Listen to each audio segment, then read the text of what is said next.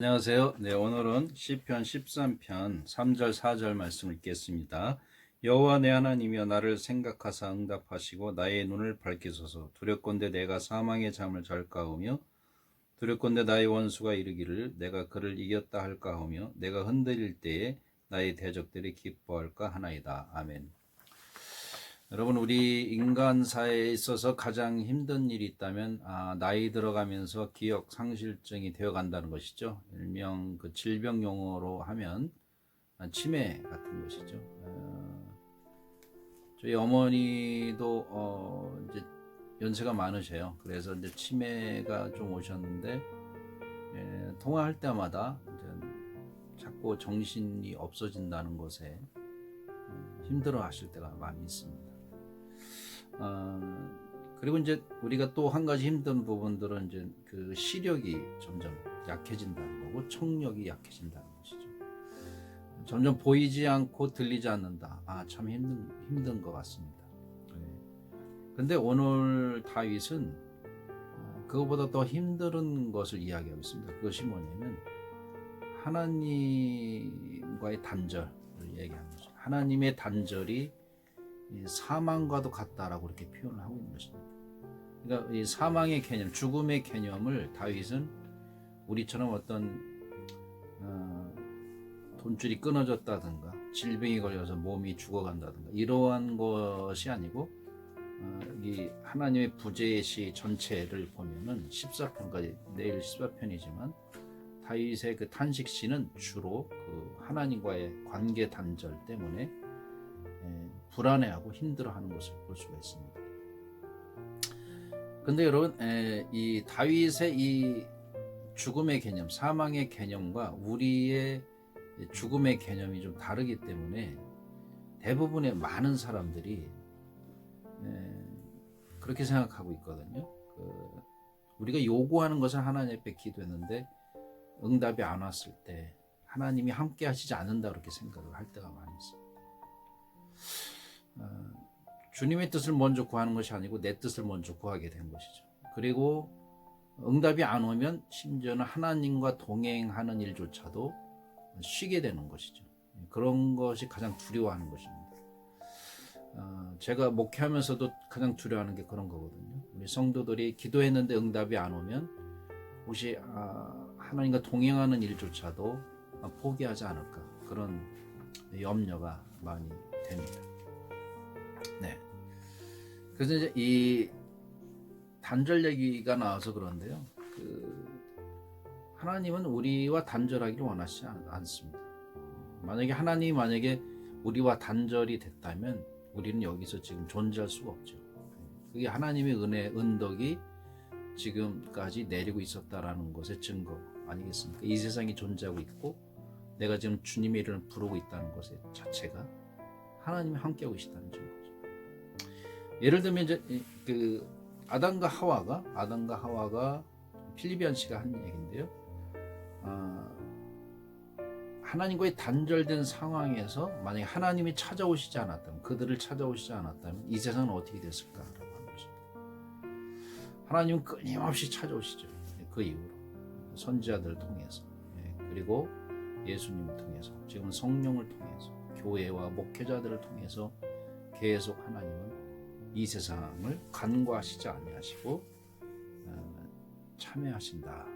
그래서 하나님의 그 은혜가 우리의 삶 가운데 매우 넓게 퍼져 있다는 것을 알 수가 있습니다. 그런데 우리는 그게 보이지 않는 거죠. 욕심이 가득 차서. 필리반 씨의 기도라는 책이 있는데요. 이 기도라는 책을 보면은 이런 이야기가 있습니다. 오스카 와일드 말을 이제 빌려서 한 얘기인데요. 신들은 인간을 벌 주고 싶을 때만 기도에 응답한다. 재미난 얘기죠. 그러니까 하나님이 진짜 응답하면 인간은 큰일 난다라고 하는 이야기인데요. 또 하나는 조지 하버트라는 사람의 이야기인데, 주님은 인간에게 부르짖을 수 있는 혀를 주셨습니다. 그리고 나서는 혀의 외침을 듣지 않으십니다. 이렇게 이야기하고 있습니다. 인류 역사에서 가장 비극적인 역사가 있다면 20세기 그 1, 2차 대전이죠. 엄청 많은 사람이 죽었거든요. 그래서 이제 자유주의 신학자들이 노와 예스라는 그 말을 했거든요. 하나님은 이제 없다. 왜냐면 인간이 그때 너무 많이 죽으니까 전쟁으로 인해서 공황 상태에 빠지면서 하나님은 없다. 하나님은 안 된다. 교회는 안 된다. 이렇게 얘기했거든요. 사실은 19세기 철학자들에 의해서 나온 사상인데요. 자유주의 물결, 개신교 자유주의 신학자들에게도 그것이 나타난 것이죠. 그러니까 그들은 언제까지 하나님만 찾을 것이냐, 인간의 노력이 필요하다라고 하는 거겠죠. 그런데 이 갈바르트라고 하는 신학자가 거기서 조금 다르게 봤습니다. 뭐냐면 거기서의 노는 인간으로서는 안 된다. 인간은 안 되고 하나님만이 여전히 된다라고 하는 것으로 이야기를 바꾼 것이죠. 자유주의 진영에 핵폭탄을 터뜨렸다 그렇게 이야기도 하고 있습니다. 근데 전 거기에 동의합니다. 인간의 역사를 보면 전쟁의 역사잖아요. 이런 말을 했습니다. 필립 씨가 만약에 인간이 원하는 대로 하나님이 다 기도에 응답을 한다면 이 세상은 파멸됐을 것이다. 이미 오래전에 파멸됐을 것이다. 그런 얘기입니다. 그리고 인간이 신이 되는 것이죠. 결국은. 그래서요, 결국은 하나님은 만약에 우리가 원하는 대로 다 응답하셨을 경우에 이 세상에 나만 아는 사람은 하나도 없을 것이고 신이 안 된 사람 하나도 없을 것이다 라고 하는 것입니다. 우리가 구하여도 받지 못함은 탐심 때문이라 이렇게 야고보서가 얘기했잖아요. 야고보서에 이야기하지 않았습니까? 그러니까 우리가 기도하는 것마다 다 응답이 안 되는 것을 오히려 감사하게 생각해야 됩니다. 기도를 했는데 응답하지 않으면 안 온다 해서 또 하나님을 동행해야 되는 그런 사건을 또 아까 말씀드린 대로 버리는 성도도 많이 있습니다. 근데 그것은 잘못된 것이죠. 그래서 이 다윗은 오늘 이렇게 호소하고 있는 것입니다.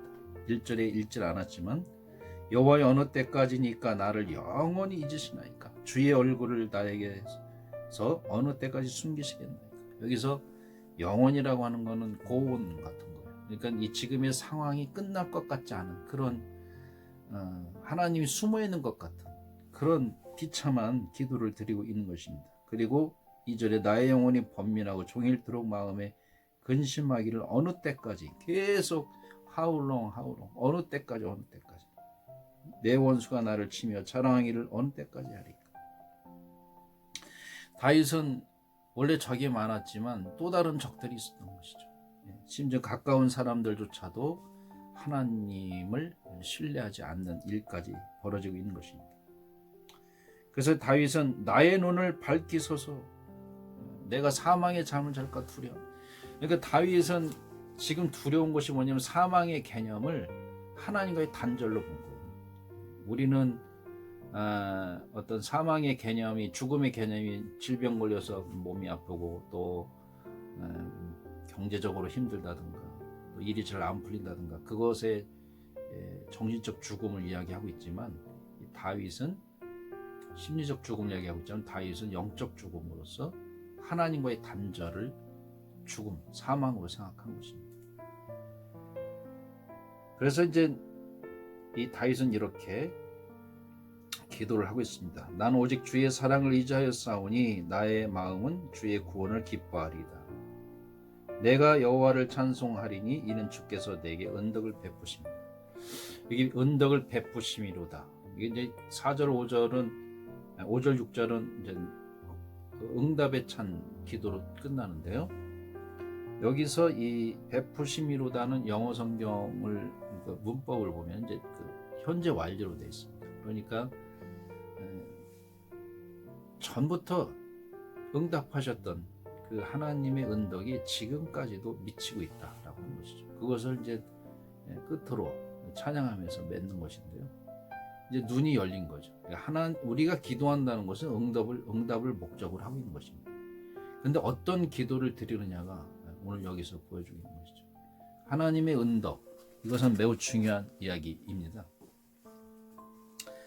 그래서 이제 우리는 하나님의 뜻을 구하고 하나님의 뜻을 행할 때에 나타나는 그 현상들을 하나님의 응답으로 보셔야 된다라는 것입니다.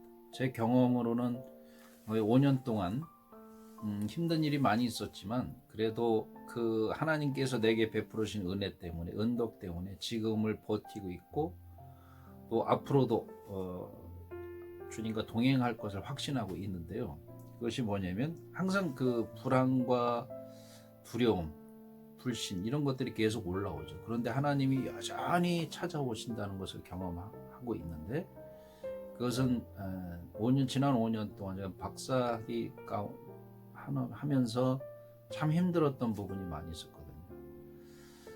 오늘 대학에 가서 강의를 하기까지 여러 어려운 일이 있었지만, 그러나 내가 하나님의 뜻만을 구했어요. 그리고 주님의 복음을 어떻게 세상에 전할 수 있을까? 목회는 물론이고 지식인들, 학회 이런 모든 전반부에 하나님의 뜻을 어떻게 하면 전할 수 있을까라는 그런 소망을 가지고 씨름하고 기도하고 공부하고 했는데, 정말로 하나님이 많은 분들을 통해서 도움을 주셨고, 경제적인 것도 그렇지만 어떤 조언해 주시는 분들, 그리고 지금도 좋은 선생님들, 그리고 동료들, 또 응원해 주시고 또 힘주는 사람들이 너무나도 많습니다. 또 사랑하는 제자들도 너무 많이 생겼고요. 그래서 생각지도 않은 축복들이 막 온 거예요. 그래서 거기에 내 기쁨이 있고 만족하는 것입니다. 그래서 주님의 뜻을 구한 것밖에 없습니다. 주님의 뜻을 구하고 그 뜻을 따라서 행한 것밖에 없는데, 하나님이 다른 걸 주시지 않아도 내게 만족감을 주신 것, 기쁨을 주신 것, 이거보다 더 큰 하나님의 언덕이 없다라고 저는 생각을 합니다. 사랑하는 성도 여러분, 오늘도 여러분이 지난 날 동안 하나님이 주신 언덕을 한번 생각해 보세요. 그 언덕을 주신 하나님이 지금도 여러분 눈에 보이실 수 있기를 바랍니다. 그리고 이제 그 하나님과 동행하는 일을 포기하지 마시고 주님의 뜻을 구하고 주님의 말씀을 따라서 기도하고 주님께 여러분의 소원을 간구하는 그런 귀한 성도님들 다 되실 수 있기를 주의 이름으로 축복합니다. 기도하시겠습니다. 하나님 아버지, 주님의 은혜를 구합니다. 주님의 은덕을 구합니다. 주님 영원토록 우리와 함께 동행하여 주시옵소서. 주님의 은혜는 하루도 빠짐없이 내리는데 우리의 탐심과 또 불신과 그것으로 나타난 불안으로 인하여 내 눈이 어두워지고 내 마음이 두려울 때가 있습니다.